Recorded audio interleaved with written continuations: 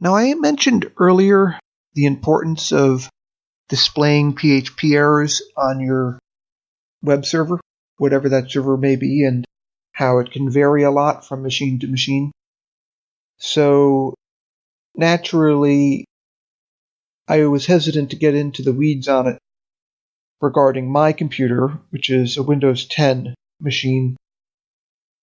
And generally, you would set the PHP errors to display or not on the web server software, whatever that is, rather than within, Windows or Mac OS or what have you, because it's the web server that's running PHP or interpreting it.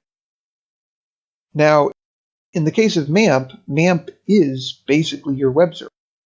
So to display errors, PHP errors at least, you would go into the configuration folder of MAMP. See, I'm already in the MAMP folder.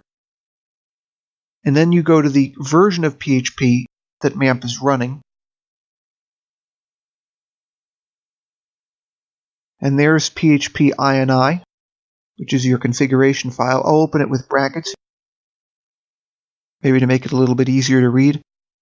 And here in brackets, we're in the PHP ini configuration file. And we have to find in this massive text, display. This, I'm not sure of the significance of this. Notice it's commented out. This is your security errors. I'm actually looking for the default. I have to scroll through these.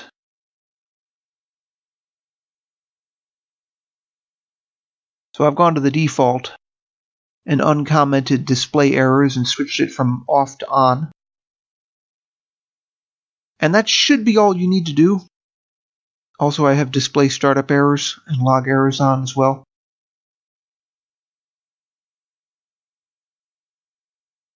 And there are other things I could put in, but bottom line is I have the default set to that, and it greatly assisted me in debugging the software we're looking at.